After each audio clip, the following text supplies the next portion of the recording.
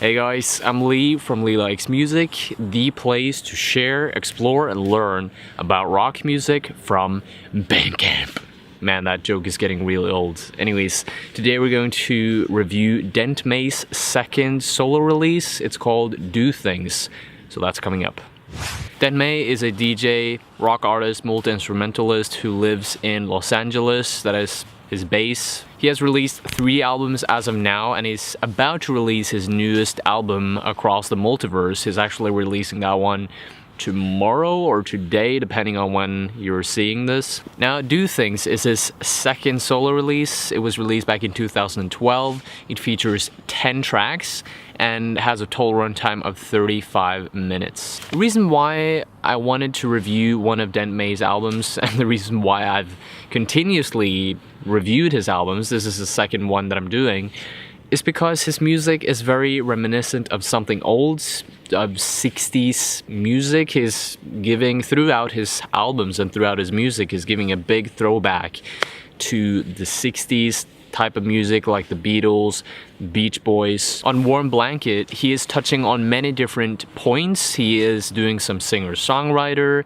related music. He is touching on dance music like disco music.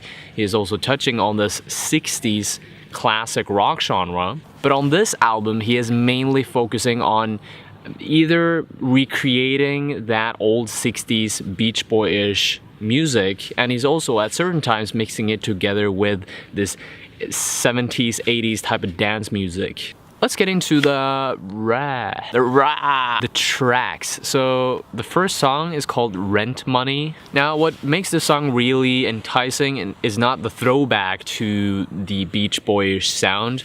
It is that, but there's also this mix between 808 drum machines, May's hazy vocals, and also the psychedelic feel that you get throughout the guitar melody. Definitely one of the better throwback songs that I've heard in a long while, and that is also one of the main reasons why I like Dent May's music. It's great throwback music. It's not that unique, but it's performed in such a good way.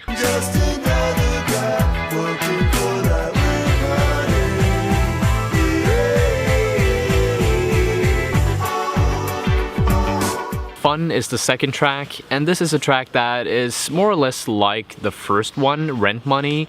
The only difference is that it has a stronger bass line, it has a more intense rhythm. There's a lot of kinetic energy going into the soundscape, into the song here.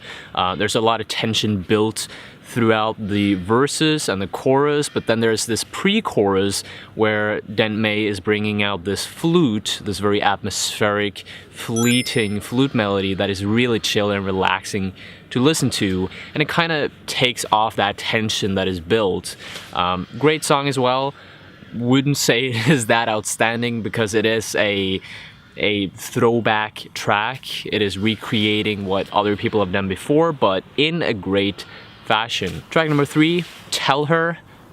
This rings Beach Boys like all the way through. This is a slower, more beachy summer track. That is the best way I can put it.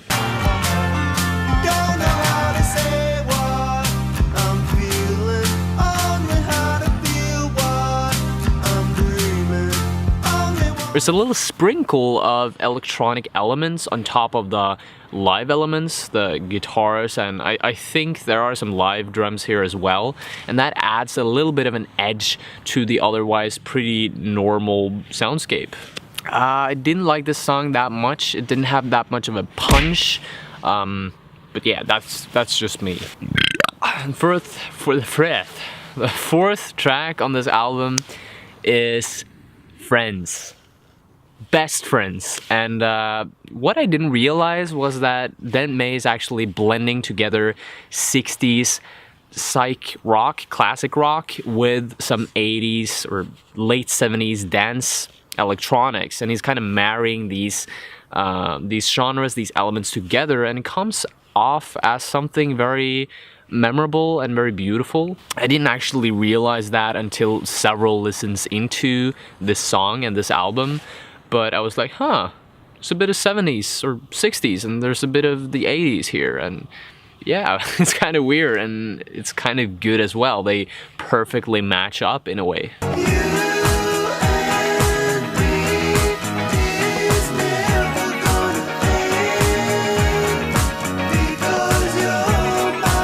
This track also reminds me a lot of Celebrity Sex Tape. That's an EP by Flores Bates. Anyone? It's quite underground EP, but you should check it out nonetheless. It's great. It's not weird that this is the single off of the album, because this is, yeah, it's an amazing track. One of the most outstanding ones for sure. Fifth track is called Don't Wait Too Long. Now, in this song, we encounter a mix of pop and funk, and the lyricism also taps into the themes of kind of living in the moment, grabbing the chances that you get in life as they come. I think it's a song about love in particular, and just, you know, letting yourself falling in love and taking chances when it comes to women or men. If you see someone who put flowers in your mind, do you know that your heart's on the line? Yeah, kind of questioning yourself, oh shit, maybe I love this person. Maybe I should take the chance and actually talk to him or her.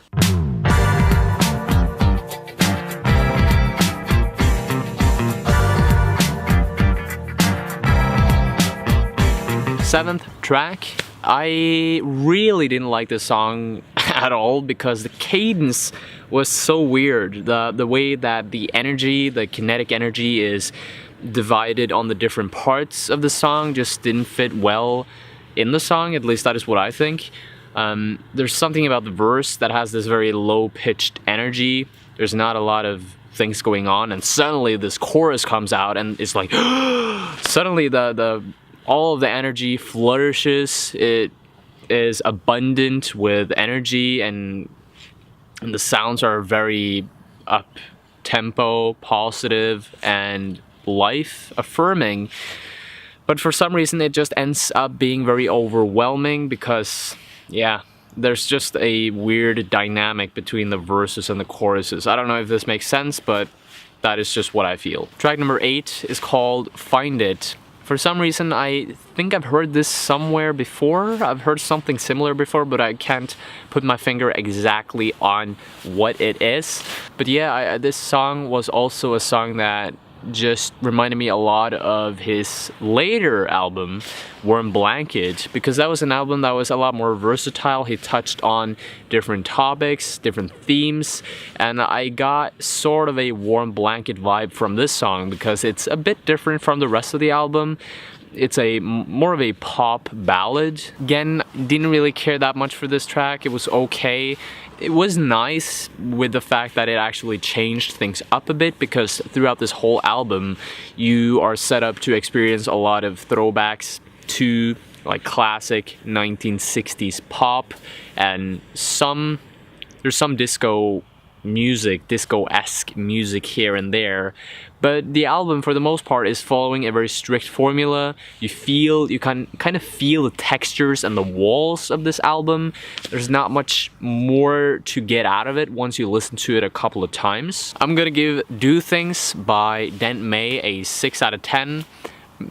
It's a good album. It's not bad at all, but it's not the most outstanding thing that you will find. Maybe you will get bored of it pretty quickly. Maybe you don't like it. Maybe you'll hate it. Maybe you love it. I don't know. Across the Multiverse is just about to release, so maybe that is a great album as well. I hope it's gonna be his best one to this date. So yeah. Let's cross our fingers. Anyways, thank you so much for watching, guys. If you like to share, explore, and learn about rock music from Bandcamp, then I highly suggest you click the red subscribe button below and also click that bell icon beside the subscribe button, because in that way you'll always get the new videos from this place right here. I can't sing, okay? It's just facts. I can't sing. Thank you for watching, guys. Hope to see you later. Stay tuned. Bye.